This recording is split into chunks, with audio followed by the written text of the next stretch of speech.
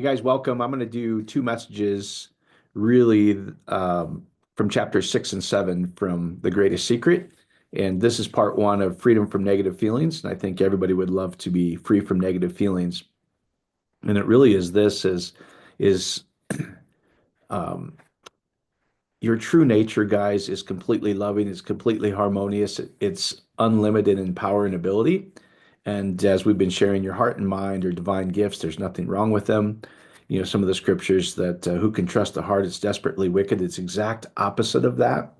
In the original Greek and Hebrew, it says your heart is beautiful. It's the lev, it's the leading or uh, the whole guidance of your body. And so it's a beautiful thing. You were given a heart and a mind. You have the ability to think or create images and have feeling to really kind of be your servant, to have it take orders and go, if I only thought about this and felt what I want, my life would have to change because I'm generating a different energy. And so, chapter 6 really, I'm going to summarize it because I almost want to do two messages out of chapter 7 because I think it's more important to how to actually let go of these negative feelings so I can live this divine life that's supposed to be natural to us. And so, chapter 6, though, really, we do three things um, with feelings, and most of us suppress them because they don't feel good. And it's the one thing that we probably shouldn't do is so we go, I don't like to feel this. As if you read the chapter, it actually says all negative feelings really come from something other than unconditional love. And even in Western Christianity, most people have never been taught unconditional love. It's God is but just, or whatever, a big but after that.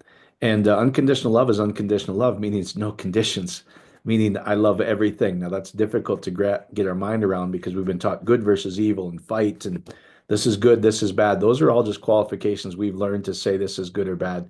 A good way to just to describe that would be, is this life-giving? Is this energy, no matter what the situation, increasing and loving, adding energy, or is it, I don't like this, I'm taking it away, I'm fearful, that person is so bad, we must conquer that country. We must bring awareness to this cause because these people are being um, uh, treated unfairly in some way. All sounds very logical, but it's not the solution to any of it. That's what's really fascinating. So suppression is what most people do. I don't like this, so I stew on it, and eventually I just put it away. But here's what's interesting. If you think about something long enough, it hardwires in you. And anytime that thought comes, it'll trigger that feeling. And so the best thing is to do is be the unconditional love we have is whenever thinking something negative or have some feeling is to recognize that, go, wait a minute, I'm not that feeling. I am the unlimited uh, presence of unconditional love in all creation, God itself in a body. That's really who I am. That's why I'm not that feeling. It's just me experiencing that feeling. So that would be the best thing to do. Most of us suppress it. We say, no, we don't like this. This is bad. Um, and that's just not unconditional love. That's just what we've been taught. The other part is expression, and this is where most talk therapy comes from, guys. And it's fine, really, as he talks about in that chapter. Um, it's better than suppression, maybe. I put a caveat on there because if you go, I just need to get this off my chest, and you blow up like a pressure cooker, she talks about, where situations will come up and I just got to get that off my chest, or you blow up in front of your spouse or your kids or your coworkers. Now they're going, oh my gosh, where'd that come from?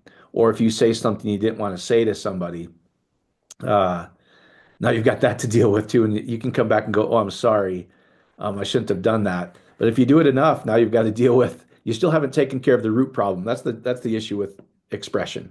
Sounds good. You go to a psychiatrist forever, but the never really changes the situation because the hardwiring hasn't changed yet. That's really in there, and it's just bubbles up enough where it feels so horrible. You got to express it in a fit of rage or fear or panic attack or whatever it is. And the better thing would be to become aware of those things. Oh, I'm having this feeling. I've had this negative thought. They don't feel good. And it always comes from saying, no, I don't like this. Where unconditional love is, I'm going to allow this feeling to be there without judging it, without trying to change it. Could I just welcome or love that feeling? Because Unconditional love is welcoming. So if you welcome it and say, could I allow this to be here? Just you not pushing it away, your presence, which is the unconditional love and harmony of God, guys, is enough. It really is enough. If you allow it to just bubble up, it'll finally release and take all those thousands of thoughts that were hardwired with it, and you'll become your natural true self again. It's a natural process when you experience unconditional love. Now, it could be difficult to do at first. Sounds counterintuitive. I don't want to welcome or love this situation I'm in. I don't want to love or welcome this feeling I'm in. I get it. A good thing might be to ask yourself, is this feeling miserable enough where I would just rather be unconditional love to be free from it forever? Or do I want to continue with this for the rest of my life? Usually, usually something like that is like, I'm just going to love this situation. I'm going to love this feeling, allow it to be there because I want to be free from it for the rest of my life. So that's a good little thing when we're scared to or don't want to face it, don't want to feel it. It's if there's too much trauma, I want to push it away. It would be best for you to go, I'm going to allow myself to just love this feeling a minute. I'm aware of it. The true nature of me is the unconditional love and ability of God. I'm going to love this situation. I'm going to be aware of it. And as we're going to continue in the next probably three messages, actually, more I'm going through this for these two chapters, because this is really the gold of these few chapters, guys. This is the real secret of the greatest secret is how to be the unlimited love and harmony of God, where we've released all the negative thoughts and feelings that we have, so we're pretty free. And then a simple thought with an elevated emotion such as love or joy or peace, it just starts to happen effortlessly for us because we've released all the negative beliefs we have about ourselves, as well as all the feelings. And that's when you start operating in, things just start to become free and easy for you because there's no beliefs that you've suppressed.